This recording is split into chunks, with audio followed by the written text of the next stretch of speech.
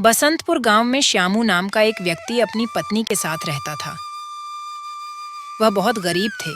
कभी कभी उन्हें भूखे ही सोना पड़ता था। उनके पास एक गाय थी। गरीबी के कारण वह अपनी गाय को अच्छी खुराक भी नहीं दे पाते थे, जिस कारण गाय अधिक दूध नहीं देती थी। जो भी दूध मिलता वह दोनों उसी दूध से अपनी भूख मिटाते।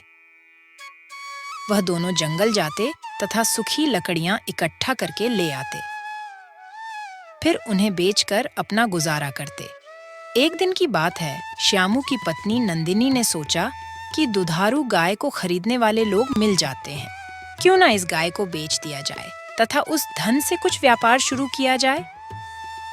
उसने अपने मन की बात अपने पति को बताई। श्यामू गाय बेचने को राजी हो गया। अगले दिन सुबह सुबह वह गाय बेचने के लिए घर से निकलने लगा। घर से निकलते समय नंदिनी ने प्यार से गाय को कहा, हमें माफ कर देना गाय माता, अगर ईश्वर ने हमें गरीब नहीं बनाया होता तो हम तुम्हें कभी नहीं बेचते। इतना कहते कहते वह रोने लगी। श्यामू से पत्नी की हालत देखी नहीं गई। वह जल्दी से गाय को लेकर निकल पड़ा। चलते चलते धूप तेज हो गई। खाली पेट तथा तेज धूप होने के कारण वह थकान महसूस करने लगा। एक नदी के पास पहुंचकर उसने सोचा, चलो यहाँ थोड़ा आराम कर लेते हैं। यहाँ पेड़ की छाया भी अच्छी है। और वह पेड़ के नीचे आराम करने लगा। तभी उसका ध्यान एक आदमी पर पड़ा जो गधे को लेकर उसके सामने खड़ा था।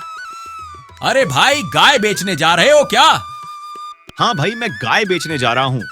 आज गर्मी बहुत थी, इसलिए यहाँ पर बैठकर थोड़ा आराम कर रहा था। उस आदमी को श्यामू की गाय बहुत पसंद आती है।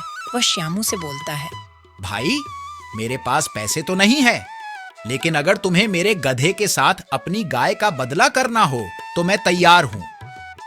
अगर आज गाय नहीं बिकी तो मैं घर नहीं जा सकूंगा, और अगर घर नहीं लौटा तो पत्नी चिंता करेगी, और अगर गधा ले लेता हूँ तो जंगल से लकड़ी लाने में भी आसानी होगी। श्यामू मान जाता है। फिर वह गधे को लेकर गांव की तरफ चल पड़ा। वह कुछ ही दूर चला होगा कि रास्ते में उसने एक आदमी को बकरी के साथ आते देखा। फिर वह सोचने लगा, गधे से अच्छी तो बकरी है, बकरी से तो दूध भी मिलेगा। फिर वह अपने मन की बात उस व्यक्ति को बताता है। गडरिया उसकी बात सुनकर खुशी से उछल पड़ा।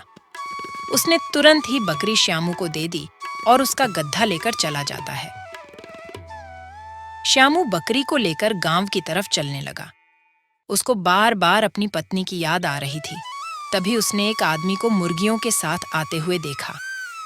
श्यामू ने उस आदमी से पूछा, भाई, आप इन मुर्गियों को लेकर कहाँ जा रहे हो? मुर्गी वाले ने बोला कि मैं इन मुर्गियों को बेचने जा रहा हूँ। श्याम सोचने लगा, मुर्गी तो बकरी से अच्छी रहेगी। हम पति पत्नी को खाने को अंडे तो मिलेंगे ही, तथा सब्जी की समस्या भी दूर हो जाएगी। श्यामू उस व्यक्ति से अपनी बकरी के बदले उसकी मुर्गी को लेने की बात करता है। मुर्गी वाला सोचता है कि यह तो बड़ा मूर्ख व्यक्ति है जो बकरी के बदले मुर्गी लेने की बात कर रहा है, पर मुझे क्या, मेरा तो इसमें फायदा ही है। दोनों में सौदा तय हो जाता है। श्यामू मुर्गी लेकर अपने घर की तरफ चल पड़ता है। दिन ढलता जा रहा था। श्यामू को घर पहुंचने की जल्दी हो रही थी तथा भूख के कारण उसके पेट में चूहे कूद रहे थे। तभी रास्ते में उसे एक ढाबा दिखाई दिया। वह ढाबे पर जाता है तथा वह ढाबे के मालिक से बोलता है, मुझे बहुत जोर की भूख लगी है, लेकिन मेरे पास में खाने के पैसे नहीं हैं। इस पर ढाबे का मालिक बोलता है, अगर तेरे पास पैसे नहीं हैं तो मैं तुमको खाना कैसे खिला दूं? मैंने कोई धर्मशाला थोड़ी खोल रखी है। भाई, तुम एक काम करो, ये मेरी मुर्गी रख लो और मुझे भरपेट खाना खिला दो। इस पर ढाबे का मालिक सोचता है, ये आदमी बहुत ही मूर्ख है। उसके बाद वह श्यामू से मुर्गी लेकर उसको भरपेट खाना खिला देता है। जब खाना खाने के बाद श्यामू घर जाने लगता है तो ढाबे का मालिक श्यामू से पूछता है कि उसने ऐसा क्यों किया। फिर श्यामू पूरे दिन भर की घटना ढाबे के मालिक को बताता है।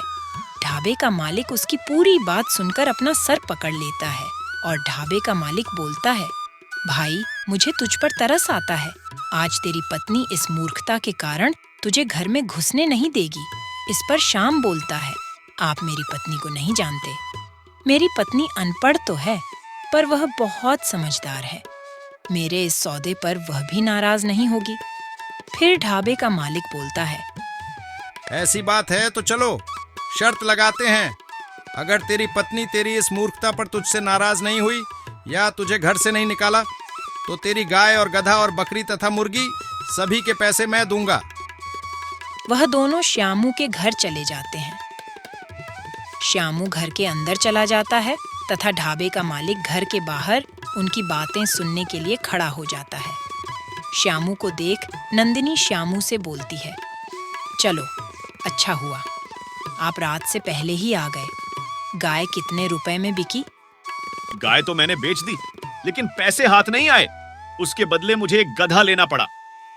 चलो अच्छा किया, अब तुम्हें पैदल जंगल जाकर लकड़ी लाने की जरूरत नहीं है। सारी लकड़ी गधे पर ही ला सकते हो।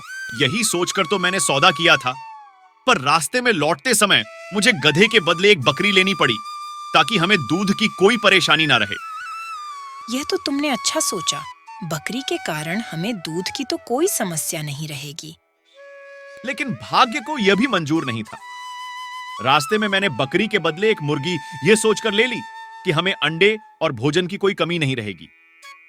यह भी बहुत अच्छा सौदा है। मुझे भी काफी दिन से मुर्गी पालने की इच्छा हो रही थी।